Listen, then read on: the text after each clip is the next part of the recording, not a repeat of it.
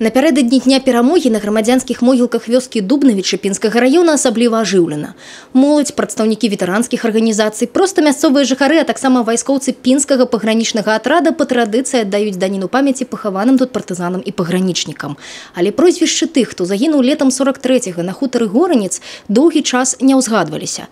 Між тым мясцовыя жыхары як мага дэталёва ўзнавілі крывавыя падзеі 75-гадовай даўніны. Партизаны цели приходили. Нашу деревню сожгли, а наш дом остался. И они пришли, и это Сашка. Мы его звали Сашка. После совершения диверсионных действий на железной дороге партизанский отряд прибыл на хутор Горенец. И под утро с воскресенья на понедельник немцы окружили этот дом. 4 человека погибли. Забітых у той чэрвеньскі дзень салдат пахавалі побач з хутарам. Пазней родзічы Александра Якаўца перапахавалі яго на радзіме у вёсцы Лобча Лунінецкага района, а 10 год таму 3 астатніх салдат перанеслі на мясцовыя могілкі. Аднак толькі нядаўна атрымалася дакументальна пацвердзіць адно з прозвішчаў тых абаронцаў.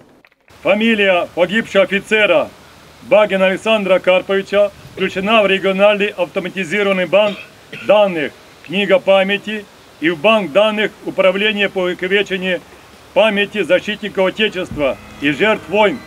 Мария Кобец, Олеся Зеленко и Александр Дяченко, телерадиокомпания «Брест».